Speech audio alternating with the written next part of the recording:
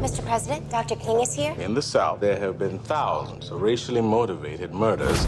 You got one big issue, I got 101. We will not wait any longer. Those that have gone before us say no more. Hi, I'm Brittany Taylor and you're watching The Fan Carpet. We are here tonight for the UK premiere of the Oscar-nominated film Selma. Selma is the first film to chronicle the great Martin Luther King Jr. We talked to David Oyelowo and Ava DuVernay. Let's see what they have to say.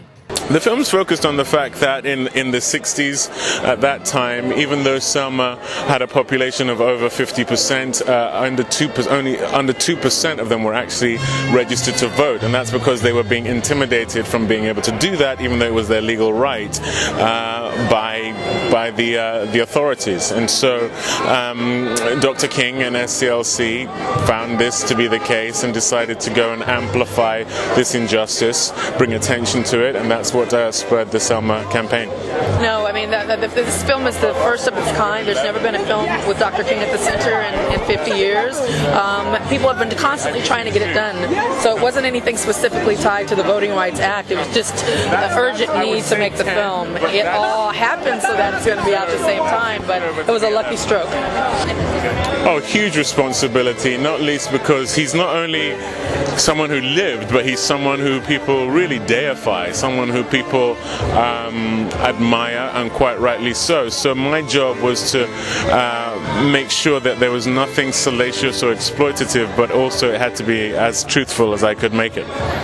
Well, I mean, we have a sense of responsibility in that we, get the honor of making a film about a subject that's never been discussed in film in a very central way. This is the first film about Dr. King, with Dr. King at the center, ever made by a studio, and so it's thrilling.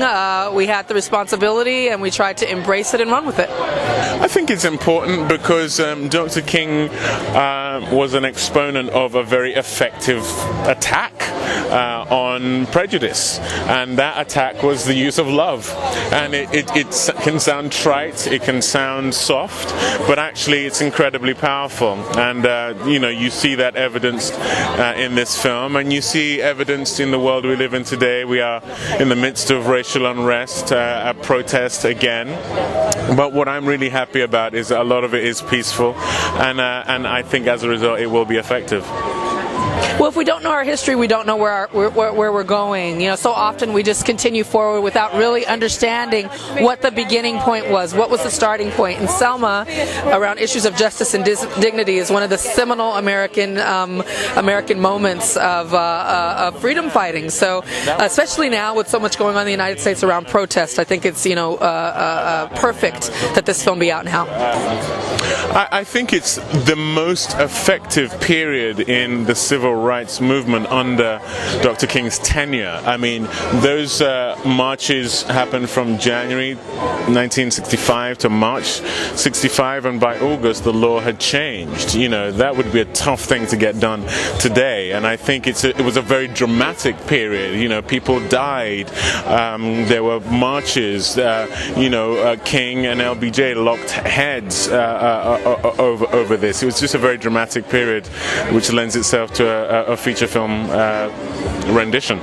Actually, I have 4 British actors in the leading roles: Tom Wilkinson, Tim Roth, Carmen Ejogo, and David Oyelowo. So they're all Brits, and my job is to choose the best actor for the character, best actor for the part, and they were the best. They happen to be from here. I think Dr. King's conviction, his personality, and his beauty, really, those are things I hugely admire. I share his faith in terms of being a Christian myself, and anyone who's a person of faith can talk about that, but to actually do it is different. And he didn't just profess love, he actually walked in it, and he walked in sacrificial love, which I just think is a powerful thing. Our goal with the film was to unencase Dr. King from marble. He's a speech, he's a statue, but he's very rarely seen as a man. He's seen as someone who said, "I have a dream," and believed in peace, and we don't know much more about him. So our goal was really to humanize him, to make sure that you understand that he had a wife, he had children, he had worries, he had the weight of the world on his shoulders, really, and yet he still managed to do great things. That's remarkable, and that's what we try to share. The biggest challenge really is joining the dots between who who we think we know and who he actually was.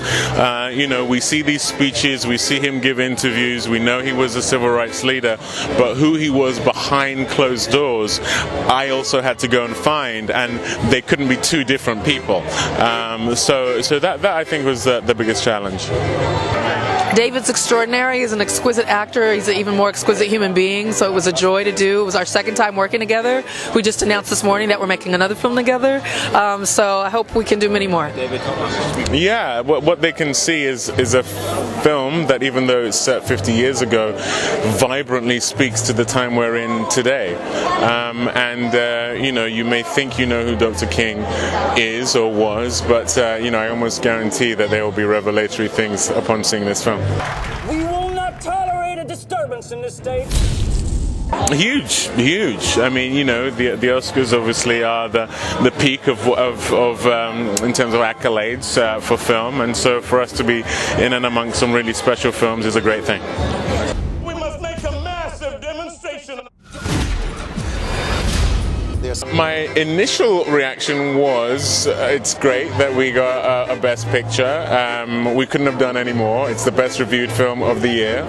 We're making tens of millions at the box office. I get to play Dr. King, the only human being to have a holiday named after him in America in the 20th century. I think we did our bit. The rest is out of our hands. Thanks for watching The Fan Carpet. I'm Brittany. Remember to follow us on Facebook, Twitter and Instagram. And we'll have more for you next time. Mine eyes have seen the glory. Glory, hallelujah. What happens when a man stands up, says enough is enough?